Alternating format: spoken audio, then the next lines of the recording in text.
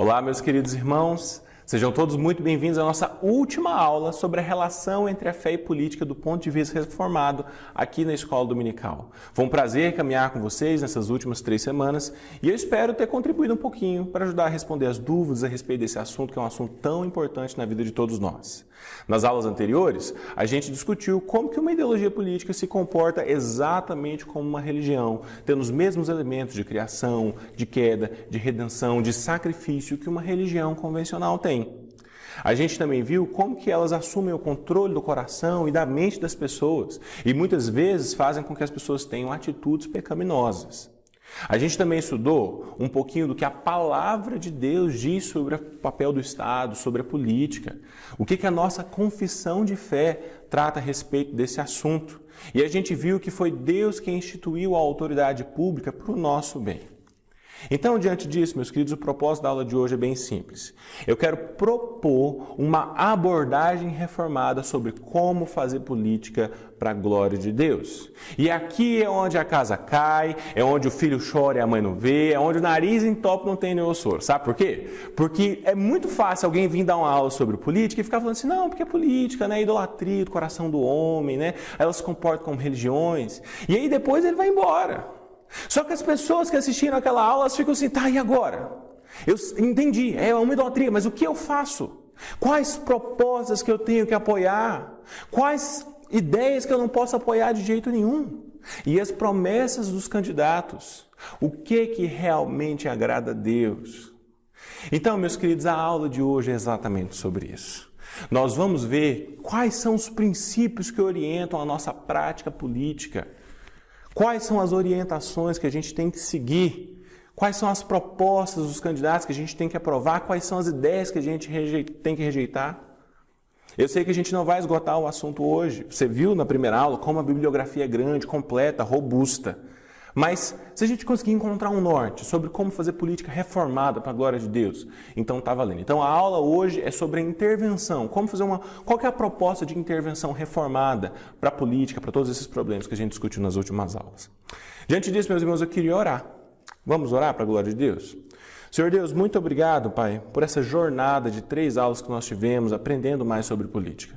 Obrigado, Deus, porque a gente sabe que esse conhecimento vem do Senhor. É o Senhor que é o doador das virtudes, é o doador da graça. E tudo que a gente faz, meu Pai, a gente faz para a glória do Senhor, com o amor do Senhor. E o que eu te peço, Deus, é que o Senhor abençoe os meus irmãos, que de fato eles cresçam, que de fato eles usem esse conhecimento nas suas vidas, que seja bênção no dia a dia deles, meu Pai, para eles não serem pegos pelas ilusões, pelas falsificações da política, e ao mesmo tempo, meu Pai, entendendo ali qual que é o papel deles na política reformada, né, para a glória do Senhor. Em nome de Jesus, abençoa a nossa aula hoje, para a sua própria glória, para a edificação da sua igreja, em nome de Jesus Cristo. Amém. Então, queridos, como é que a gente vai começar a fazer, então, essa abordagem política reformada que a gente está conversando aqui? A gente vai começar fazendo um histórico, traçar de onde que começou essa teologia pública reformacional, essa maneira de fazer política reformada. E tudo começou, querido, no século XIX, com o movimento reformacional na Holanda. Os holandeses daquela época eles estavam muito preocupados com as influências das ideias da Revolução Francesa. Então a Revolução Francesa tinha acabado de acontecer há pouco tempo atrás, eles estavam muito preocupados com as ideias que surgiram na Revolução Francesa. O conceito de secularismo, o conceito de sociedade sem Deus era algo que angustiava muito aqueles irmãos. E eles percebiam a influência dessas ideias na vida das pessoas, na vida da igreja. Então o que aconteceu? Um grupo de cristãos, gente séria, cheia do Espírito Santo, se reuniu para organizar um partido político. E ver então como que eles poderiam influenciar a prática política a partir de uma visão de mundo cristã, a partir de uma cosmovisão bíblica. E o partido que os nossos irmãos holandeses criaram no século XIX era o Partido Antirrevolucionário. O principal nome desse partido era um holandês político chamado Van Prijster. O Van Prijster era um cara muito crente, um cara monarquista, um cara que teve grande contribuição nessa primeira fase do desenvolvimento da teologia pública, da teologia reformacional. E ele foi o cara que lançou as bases, lançou o fundamento para o que a gente vai estar discutindo aqui no futuro. E ele foi muito importante, só que ele só não foi mais importante que o cara que veio depois dele. E esse cara é o tão famoso Abraham Kuyper, que a gente escuta por todos os lugares aí na internet, eu sei que você conhece. O Kuyper, queridos, ele foi pastor, ele foi jornalista, ele foi político, ele foi escritor, ele foi o cara que fundou a Universidade Livre de Amsterdã, ele foi o cara que fundou jornais, ele deu continuidade ao trabalho do Van Prinsterer. E talvez a grande contribuição do Abraham Kuyper, queridos, seja seu esforço de pensar como que ele poderia aplicar a fé cristã para além da teologia, para além das quatro paredes da igreja, da vida cotidiana eclesiástica. Então, meus queridos, enquanto a turma estava discutindo predestinação nos Estados Unidos, o Kuyper estava lá na Holanda pensando, cara, como é que eu vou relacionar a fé com a ciência? Como é que eu vou relacionar a fé cristã com a política? Como é que eu vou pensar a fé cristã em cultura? E todas essas coisas tão importantes. E o Kuyper, meus queridos, ele criou uma teoria política, mas a teoria política dele não foi uma teoria política esquematizada, sistematizada, bonitinha, assim, do tipo assim, só mastigadinho para você chegar e aplicar e fazer. Pelo contrário, ele lançou o fundamento, ele jogou os princípios que a gente deveria seguir. Ele lançou as bases do que seria o jeito reformado, o jeito calvinista de fazer política para a glória de Deus. E os princípios do Kuyper eram basicamente 3. Quais eram os princípios do Abraham Kuyper sobre como fazer política para a glória de Deus? Então aqui vai o primeiro princípio. O primeiro princípio é a noção de antítese. Henrique, que negócio é esse de antítese? O Dr. Kois explica para a gente. Acompanhe comigo aí na sua tela o que o Dr. Kois vai falar sobre o primeiro princípio kuyperiano de fazer política para a glória de Deus. Antítese. Olha lá. Abre aspas. Van Prinsterer já havia falado da oposição implacável entre a fé e a incredulidade. Tem uma oposição, fé e incredulidade. E Agostinho, como bem se sabe, havia entendido a história como um conflito cósmico entre a cidade de Deus e a cidade deste mundo, cada qual destinada a desenvolver em paralelo sua respectiva cosmovisão até a consumação escatológica e o triunfo final da cidade de Deus. Kuyper entendia essa antítese de forma semelhante. A antítese entre o cristão e o não cristão tem um caráter religioso básico e não pode ser resolvido em uma síntese superior. Nem tampouco pode ser eliminada antes do final dos tempos. Então, meus irmãos, vocês entenderam mais ou menos o que ele está falando aqui? Ele está dizendo assim, ó, existe uma antítese, queridos. Existe uma antítese, uma guerra religiosa entre o cristão e o não cristão. E essa guerra religiosa, ela não pode ser resolvida em uma simples síntese aqui, de maneira muito simples. Entendeu? É isso que ele está falando. Não dá para resolver as diferenças entre a maneira como Deus vê as coisas e a maneira como o mundo, o sistema caído desse mundo vê as coisas, de uma maneira muito simples, assim, abrindo mão de um princípio aqui, passando pano para uma coisinha ali, né, relevando alguma coisa que acontece. Não dá, meus queridos, não dá. Não tem como encontrar um meio termo entre a visão de Deus sobre as coisas e a visão do mundo. Tem coisas que são inegociáveis.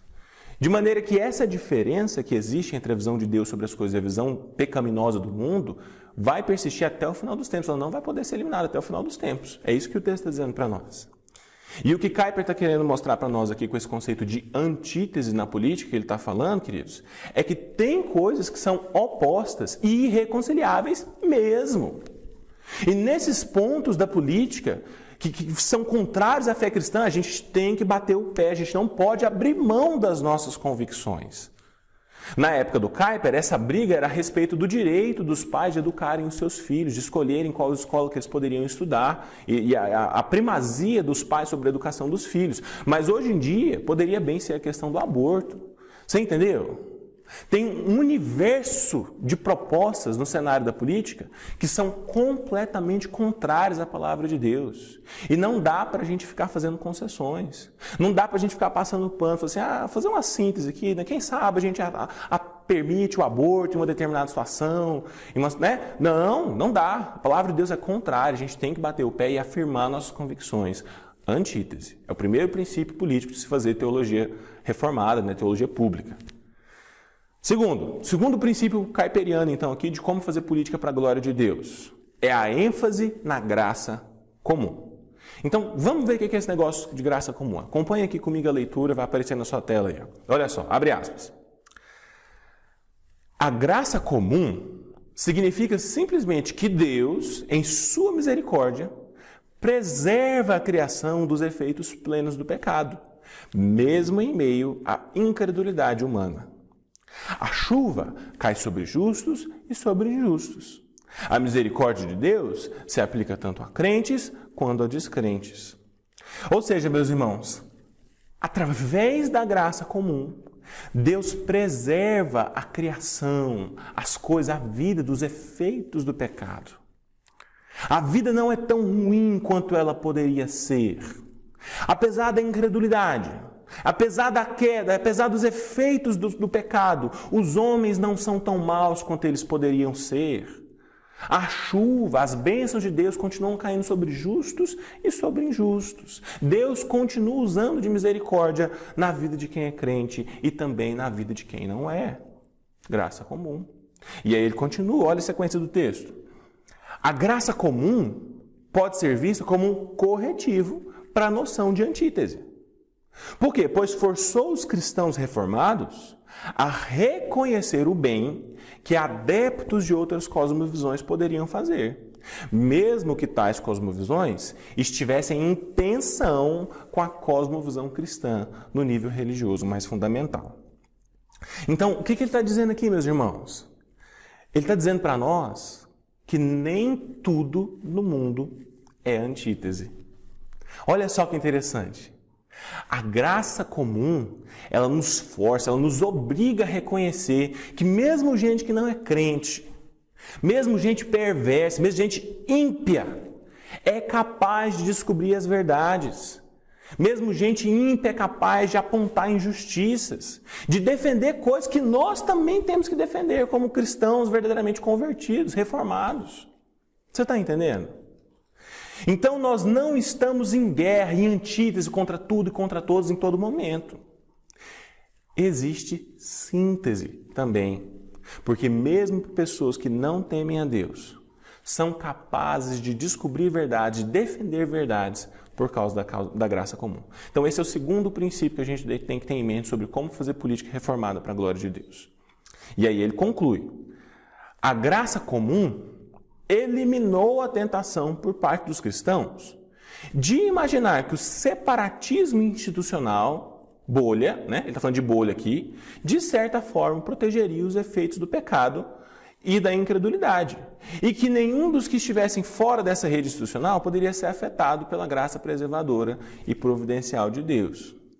Então, olha só aqui o que ele está dizendo, como que ele fecha o raciocínio sobre graça comum que ele estabeleceu. Ele está dizendo que entender a graça comum te protege de se tornar uma pessoa alienada.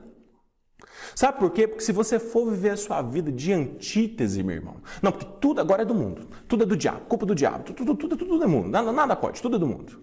Meu irmão, se você for viver a sua vida só de antítese, você vai acabar vivendo numa bolha. E aí você entende por que tem pessoas que entram naquela paranoia, que só escuta música de crente, só veste camiseta de crente, só come comida de crente, se ele não comer comida de crente, ele vai para o inferno. Pelo amor de Deus, meu irmão. Dr. Coy está dizendo aqui com todas as letras para nós. Se você viver nessa bolha institucional, ela não vai ser capaz de te proteger dos efeitos do pecado.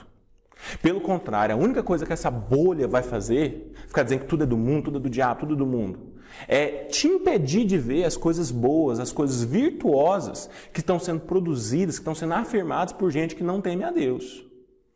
Porque a graça comum alcança as pessoas também. Então a gente muitas vezes fica incapaz de ver as coisas boas que elas têm produzido. E aí a gente vai para o terceiro princípio caipiriano sobre como fazer política reformada para a glória de Deus. E esse princípio é o princípio de soberania das esferas, né? Aquela maneira não hierárquica de você decidir, dividir ali a sociedade.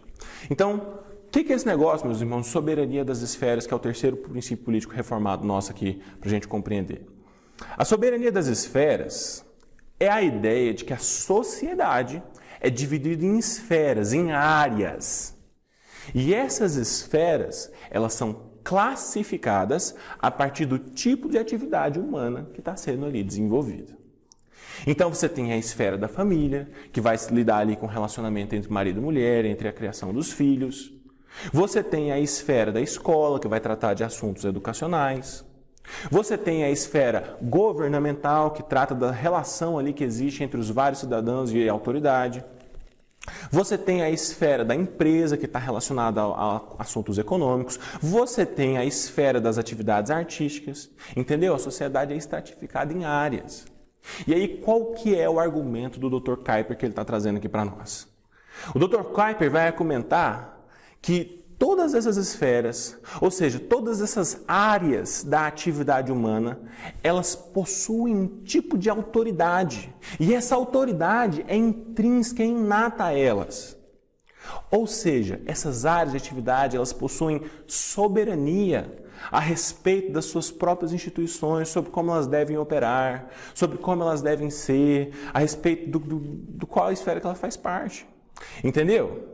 Então vamos pegar um exemplo aqui, mais palpável, para você entender o que eu estou querendo dizer e a gente não ficar só no mundo das ideias.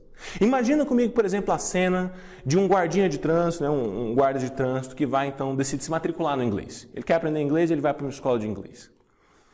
Quando ele chega na escola, se você for observar, a professora tem autoridade, tem soberania sobre a vida dele, porque ela está dentro da soberania da esfera da educação.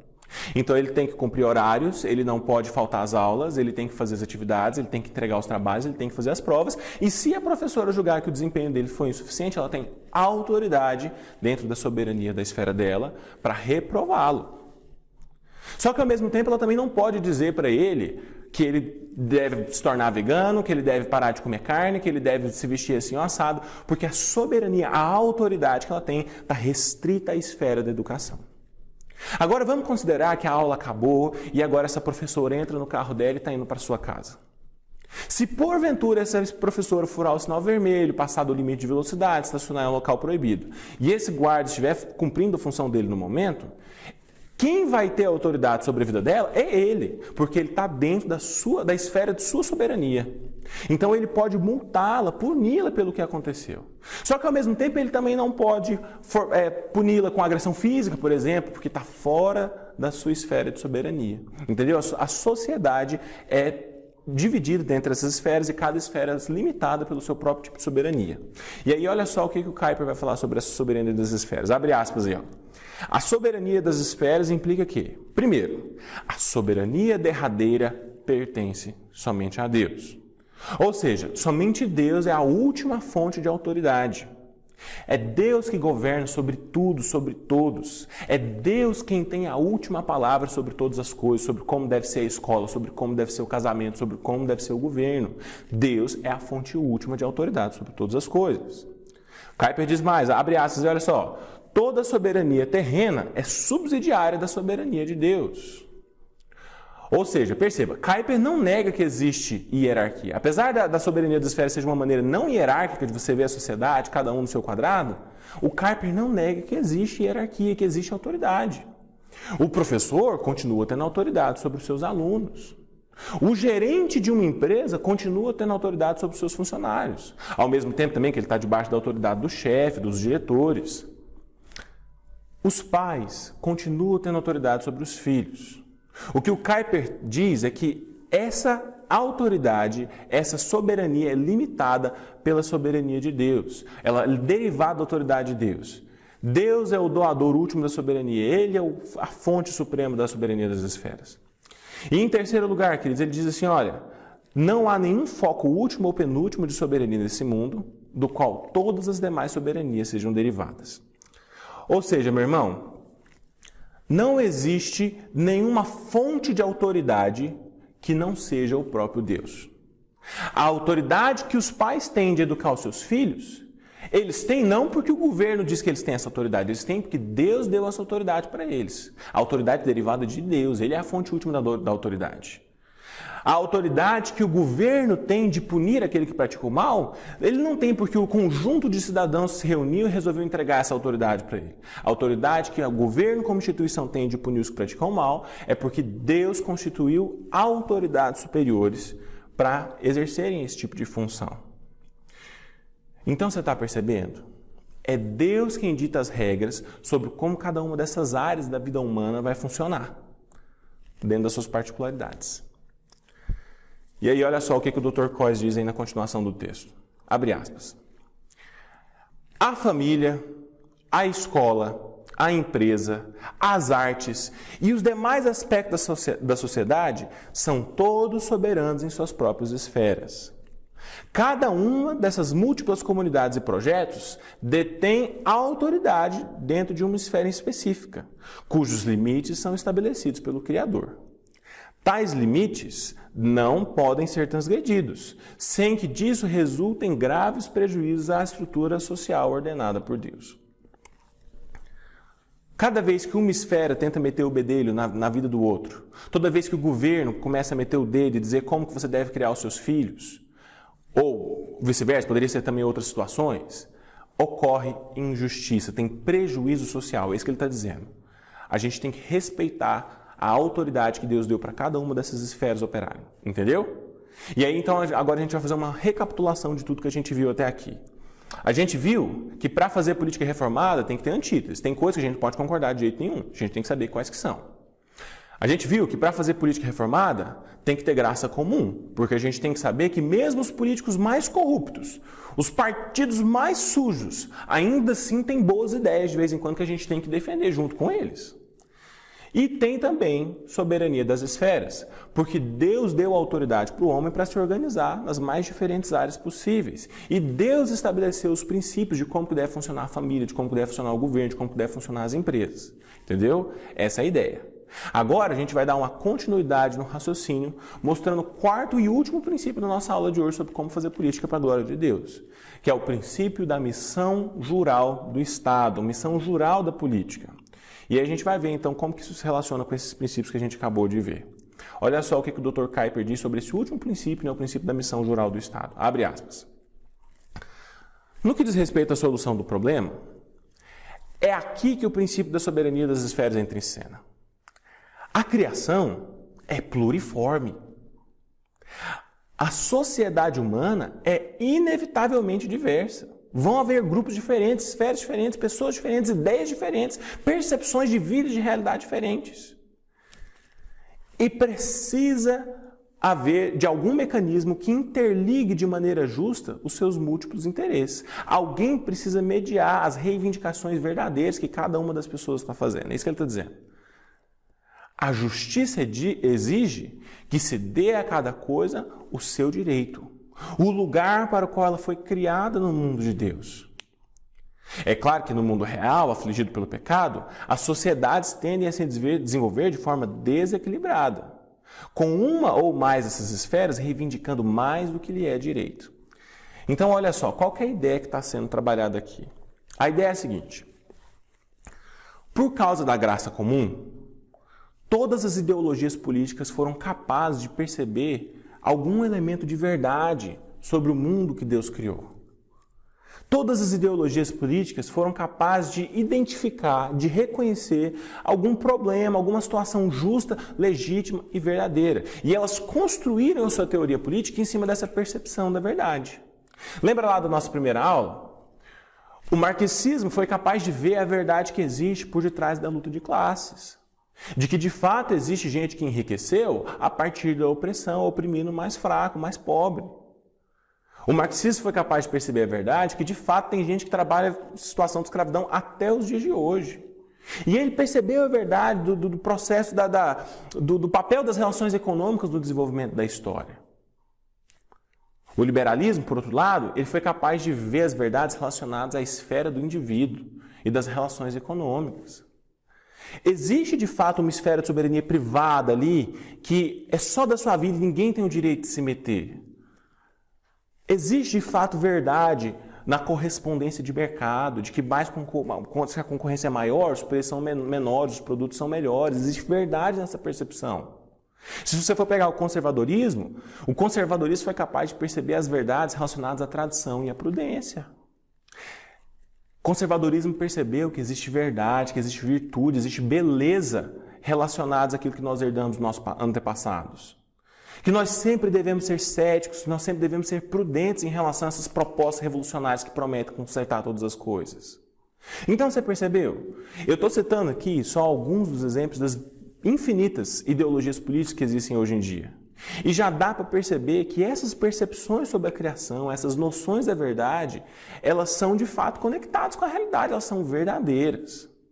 E aí, na tentativa de reivindicar esses elementos legítimos, na tentativa de você solucionar o problema da miséria, do pobre, do órfão, do oprimido, da viúva, na tentativa de você querer direitos individuais, liberdade individual, na tentativa de você preservar a tradição que foi legada pelos seus antepassados, uma dessas esferas, uma dessas reivindicações acaba exigindo mais do que lhe compete.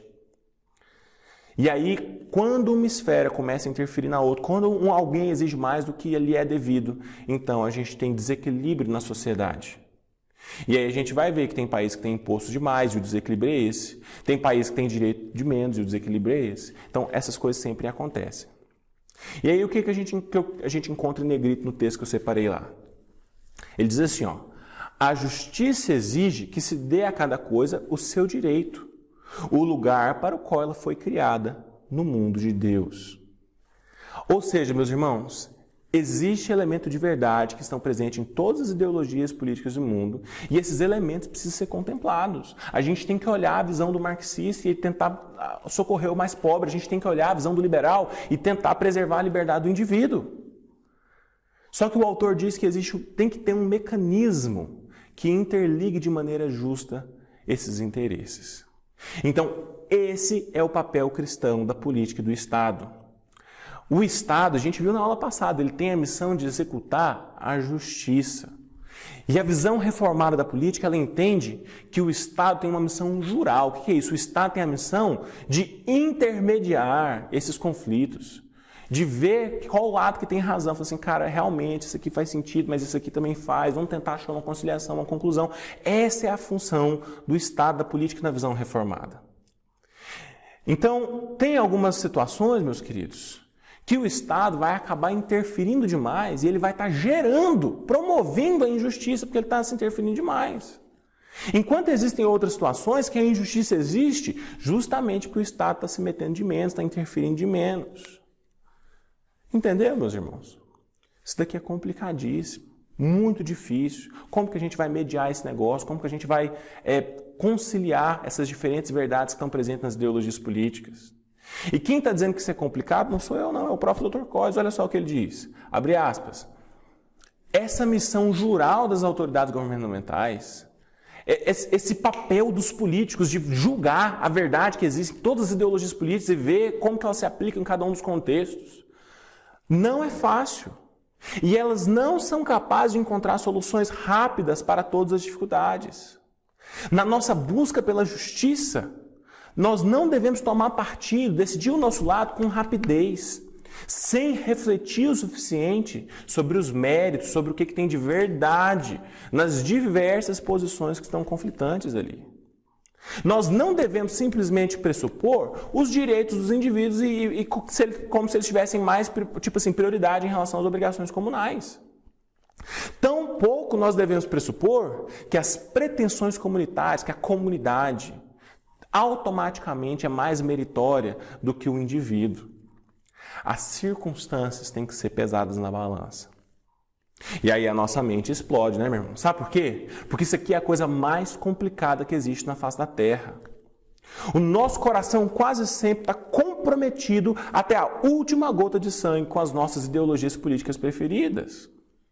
A gente sente prazer em concordar com os nossos políticos. É isso mesmo, fulano tem razão. Tal situação se resolve assim mesmo. E a gente nunca vai dar o braço a torcer que o PT tem razão em alguma coisa. A gente nunca vai dar o braço a torcer que o Bolsonaro tem razão em alguma coisa. Sabe por quê, meu irmão? Porque para nós, o nosso adversário é do mal. Nós somos idólatras, ele é o nosso inimigo. Então é muito mais fácil a gente ficar preso nessas polarizações patéticas e infantis, do tipo assim, ou você é antifa ou você é fascista, nazista, ciclista, taxista. Ou você é Bolsonaro ou você é isentão e comunista. Meu irmão, o debate público é muito, mas muito mais complexo do que essas discussões ridículas que a gente tem hoje em dia na sociedade, meus irmãos. Olha só o que o Dr. Coyes vai falar, chegando lá no finalzinho do livro. Olha só. Abre aspas. Nenhum leitor que tenha lido o que eu escrevi até aqui vai esperar que eu argumente em favor de uma concepção aparentemente racional e objetiva da justiça, propondo-a como uma alternativa às noções ideológicas já mencionadas. Tal concepção não existe, apesar dos esforços de certos pensadores por encontrá-la. Você entendeu o que ele está dizendo aqui, meu irmão? O autor está dizendo que depois de tudo que ele falou até aqui, ninguém vai esperar que ele tenha uma resposta, uma solução mais ou menos racional para todas essas disputas ideológicas, sobre o que pensar no meio ambiente, no aborto, sei o quê, nas drogas, armas. Tal concepção não existe. Ele está dizendo aqui com todas as letras que a ideia de um consenso sobre qual que é a proposta política reformada, para cada uma das 1000 e lá vai não sei quantas ideias que existem no cenário político, não existe. Sempre vai haver divergência entre o que é justo em cada uma das situações, entre o que é correto. Qual que é o papel do Estado? É mediar esses conflitos, então. E essas divergências, meus irmãos, acontecem mesmo entre gente séria, gente cheia do Espírito Santo, gente que domina esse assunto que nós estamos conversando aqui. Essas questões não são simples, não é uma coisa matemática de 2 mais 2 é igual a 4. Então os pastores, os autores reformados, os cristãos reformados, sinceros, eles nunca vão chegar a um consenso verdadeiro sobre como que é a maneira justa de você mediar todos esses interesses. E para dificultar tudo, querido, como a política é um assunto religioso, os debates são ainda mais complicados. Porque por mais que você seja coerente, racional, muitas pessoas não serão capazes de te ouvir. Porque a religiosidade que governa a visão da política delas. Isso deveria ser um motivo para desanimar a gente, fazer a gente desistir? De jeito nenhum.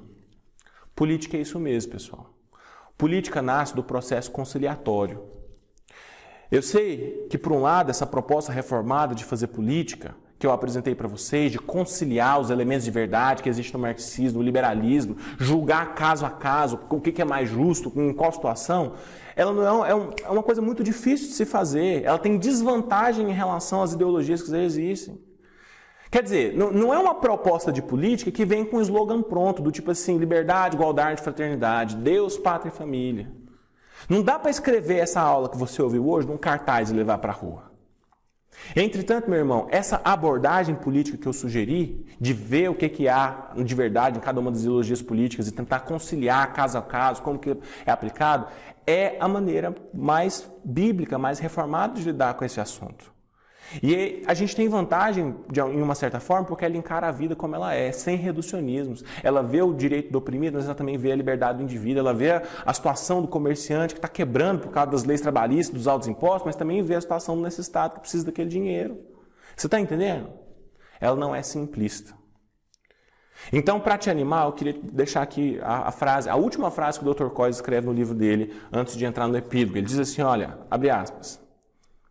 Entretanto, apesar da dificuldade, como é difícil você conciliar essas diferentes visões políticas, ver os elementos de verdade que existe em cada um, julgar caso a caso o que é mais coerente, o que é mais justo, o mandato de promover a justiça, de tentar achar o que realmente é o justo, é o correto em cada uma das situações, não está aberto à negociação, especialmente para quem se diz discípulo de Jesus. A gente tem que fazer. É a maneira como Deus espera atitudes de nós. Então eu queria deixar algumas aplicações, algumas orientações de como você pode pegar o que você aprendeu nessas últimas 3 semanas e colocar em prática e viver isso no seu dia a dia. A primeira aplicação que eu queria deixar, a primeira orientação que eu queria te dar é a seguinte: procure não se associar a pacotes ideológicos fechados. Esse negócio de ficar dizendo assim, olha, eu sou de direita, ou então, eu sou de esquerda, eu sou isso, eu sou aquilo, meu irmão. Essas definições, elas empobrecem a nossa discussão. Porque além delas serem insuficientes, algumas até ultrapassadas do ponto de vista de quão complexo o fenômeno político é, nenhuma delas vai ser capaz de representar a visão verdadeiramente reformada da política. Todas as ideologias têm seus elementos de verdade. E todas as ideologias têm seu elemento de mentira e ilusão. A visão política reformada, ela procura identificar quais são as verdades desses elementos. Então, assim, Em alguns momentos, para você ser bíblico, você vai ter que se associar a uma proposta que geralmente é ligada à esquerda. E em alguns momentos, se você quiser ser fiel a Jesus, você vai ter que se associar a uma proposta que é mais associada à direita. É claro que você sempre vai ter sua preferência pessoal por algum conjunto de ideias, por algum conjunto de medidas. Porque se você tem a visão, você tem o dom. Se você sente a dor do órfão, do oprimido, da viúva, ou então se você sente a dor da liberdade, a dor do comerciante está sendo sufocado pelas leis trabalhistas, pelos impostos, eu creio que é Deus que colocou isso em você. E Ele colocou isso em você porque Ele quer que você faça alguma coisa a respeito, está tudo relacionado com política. Agora, o desafio para nós é a nossa segunda aplicação de hoje. Saia da bolha. Meu irmão, medita um pouquinho tudo isso que a gente falou até aqui. Existe verdade em todos os lados do debate. Mas nós já temos uma predisposição de ficar com um dos lados do debate que a gente mais gosta. A gente tem uma tendência natural a se comprometer com um dos lados da visão política. Então o desafio para nós, meus irmãos, é nos esforçarmos para sair da bolha das nossas narrativas. Porque senão a gente sempre vai ficar ouvindo só aquilo que a gente quer ouvir e tendo as mesmas opiniões toda a vida. O grande desafio para nós é tentar ver o que existe de verdade, o que existe de justiça, de legítimo nas reivindicações dos nossos adversários. É ter a honra de abaixar a cabeça e dar o braço a torcer quando isso for necessário, quando você vê que realmente é uma reivindicação legítima, apesar dele não ser do nosso grupo, das opiniões que a gente mais gosta. Você só não pode ser aquele tipo de pessoa que diz assim, ó, ou você é antifa ou você é fascista. Ou você quer derrubar o governo ou você é cúmplice desse nazista. Ou você é crente ou você apoia a partido tal. Meu irmão, pelo amor de Deus, a vida é muito mais complexa do que isso. O debate público é muito mais profundo que essas polarizações infantis. Você sabe que existe muito mais elemento de verdade entre essas filosofias. A minha terceira e última aplicação aqui para encerrar, minha terceira e última orientação para você é: sirva a Deus na esfera pública. Como é que está seu coração, meu irmão? Será que Deus não tem te chamado para servi-lo na esfera pública? Será que Deus não está te chamando para conciliar as verdades que existem nas diferentes visões políticas de mundo, para exercer esse papel de mediador, de parlamentar, de formador de opinião pública que consegue ver o que tem de verdade em cada uma das coisas e julga e opina? Será que Deus tem te chamado para ser parlamentar? Será que Deus tem te chamado para ser figura pública? Se você precisava de um convite, o convite está feito. Vem. A igreja está cumprindo seu papel. A gente está te ensinando biblicamente o que você tem que fazer, como que você deve pensar. Ela está te convidando para exercer o seu chamado. E se o seu coração está queimando a respeito desse assunto, é bem provável que Deus tenha te vocacionado para servi-lo na esfera pública. Eu tenho certeza que você vai ser muito útil e muito usado por Deus lá. A gente precisa de políticos cristãos verdadeiramente comprometidos com a palavra. Tá bom? Vamos orar, meus irmãos. Muito obrigado por tudo. Só gratidão e respeito e carinho por todos vocês que acompanharam as aulas até aqui. Senhor Deus, muito obrigado, Pai, por essa aula.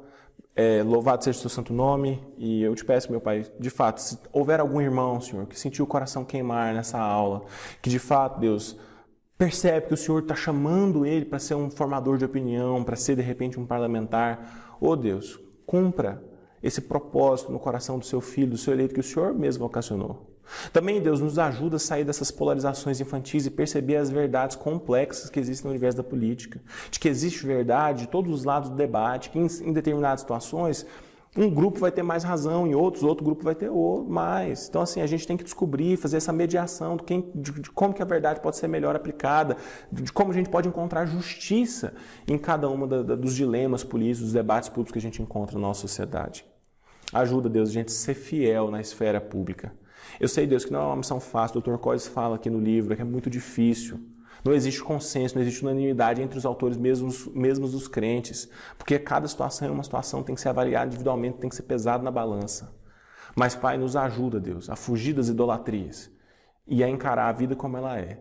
Respeitando, meu Pai, tanto o direito do órfão, do oprimido, da viúva, como também a liberdade do indivíduo, a liberdade de empreendimento, liberdade de mercado, a tradição dos antepassados e todas essas outras verdades que a gente encontra no universo da política. Em nome de Jesus Cristo. Amém.